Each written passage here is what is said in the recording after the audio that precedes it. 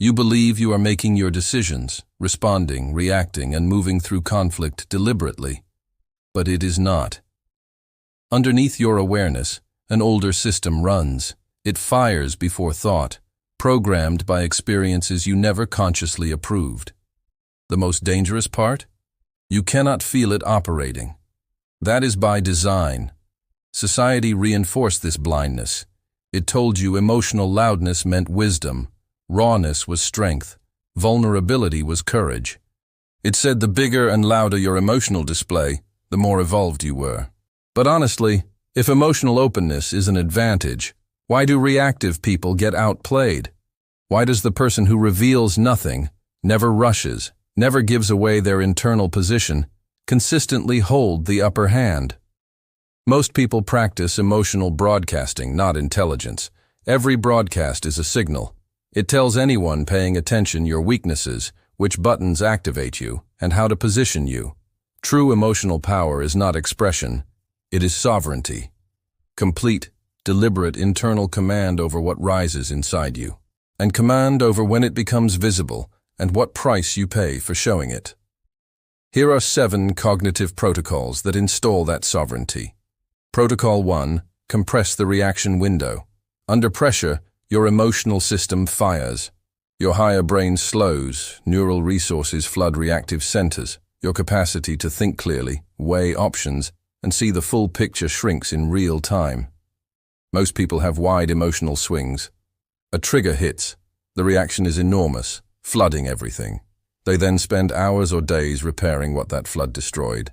The protocol is deliberate compression. You do not eliminate the emotional signal, you reduce its amplitude. The feeling still arrives, but it occupies less space. Inside that reclaimed space lives cognitive clarity. Build this in calm conditions first. Hunt for small frustrations throughout your day. A slow driver, a minor inconvenience, a moment of impatience. Each one is a repetition. When the micro-irritation lands, insert one beat of silence between the sensation and your response. One breath, one pause. That pause is where your rational mind re-enters. Train this 50 times in small moments. Composure is not numbness. It is controlled amplitude. The deepest feelers in history were not flat inside. They were immense.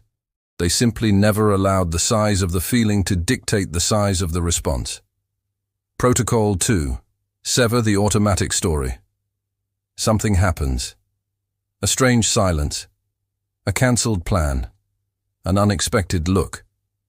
Before the event has fully registered, your brain has already written the complete narrative. It assigned meaning, motive, implication, all constructed from your personal archive of wounds and assumptions. By the time you consciously notice, the story feels indistinguishable from fact. This is not perception. This is projection at machine speed. The discipline is separation. The event is one thing. Your interpretation is an entirely different thing. Train yourself to stop at the raw fact, what literally, observably occurred, and refuse to build the story until you have examined alternative explanations. Not to comfort yourself, to stay accurate. Ask, what other causes could produce this exact same observable fact? Then ask, what forces are actually operating that have nothing to do with me personally? These 2 questions pull you out of the emotional verdict and into analytical clarity. You stop collapsing complex external situations into personal judgments about your worth. And from that position, you see what is actually happening, not what your wounds expect to happen. Protocol 3. Think 3 moves forward. Most people live in the immediate layer. Something happens. They respond based on what feels right in that moment. Satisfying, relieving, instinctive. But every decision exists in layers. Layer 1 is what happens immediately. Layer 2 is what that immediate result sets in motion. Layer 3 is what pattern this establishes and what that pattern attracts or eliminates over time. Layer 3 is where most people are completely blind.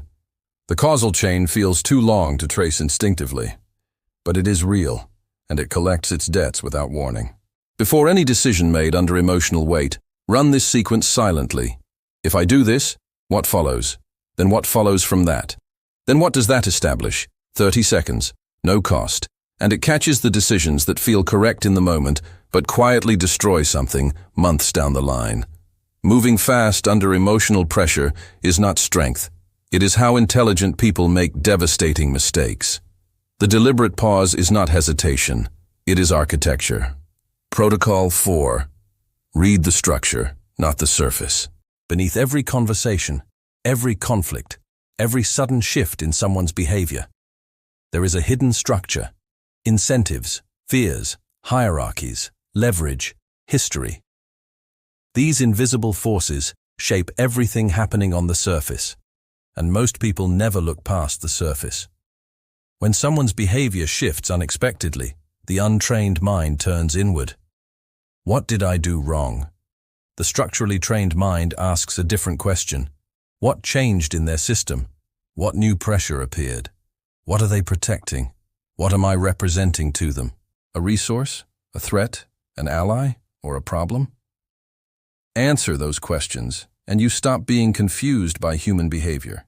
You stop being surprised by betrayals because you were watching the incentive structure, not the friendship performance. Content becomes secondary. You are reading position, motivation, and force, the real information running beneath the words. Protocol 5, the 72-hour delay rule. For 3 days, apply one rule. Every emotionally charged decision waits. Every surge of urgency that demands immediate resolution, it waits. The test question is simple. Is this urgency coming from external reality or from my internal discomfort? Genuine urgency is rare and objective. Most urgency is emotional pressure disguised as time pressure. The compulsion to act because sitting with uncertainty is unbearable. During the delay, observe your emotions without obeying them. Feel the charge arrive. Notice where it lands. Watch the story your mind attaches to it. And then do not translate it into action. This is not suppression. It is observation without obedience. After 72 hours, most people discover the same thing. The emotions did not disappear, but the automatic pipeline from feeling to behavior developed a control valve, a point of intervention. Once that valve exists, it becomes permanent. Protocol 6. Find the structural leverage. Most people attack problems with direct frontal force. They see resistance and push harder. This is instinctive. It is also deeply inefficient. Force meets counterforce. The harder you press, the more the opposition organizes. Instead of confronting resistance directly, ask what it protects. Resistance exists because something beneath the surface feels threatened by your movement. Identify what that thing is. Often, you can address the root cause without ever engaging the surface resistance. And the resistance, having lost its purpose, collapses on its own. This is minimal input, disproportionate output, not doing less, doing the precise thing in the precise location, where the system is already asking for change. Protocol 7, the cost. Nobody mentions. When these protocols take root, your perception sharpens to a level most people around you will not share. You will read dynamics they cannot see. You will process situations at a depth the room is not operating at. And a specific kind of solitude comes with that. Not loneliness from being unwanted. Loneliness from processing reality in a language nobody nearby is speaking. Some relationships will not survive this upgrade. The ones built on your old reactivity and predictability will feel the shift and struggle with it. That loss is real. But here is what matters. This isolation is not permanent. It is the gap between versions of yourself. You have left one room and not yet fully entered the next. That discomfort is not a warning. It is confirmation that you are actually going somewhere. When the new architecture stabilizes, the isolation resolves, not by dulling your perception, but by finding people and environments that operate at this same depth. If something in this shifted the way you think, do not let it pass quietly, like this video. Share it with someone operating below their potential. Subscribe if you are ready to stop being governed by a mind you never learned to command. The distance between who you are and who you could be is not about talent or luck. It is about whether you are running your mind or your mind is running you.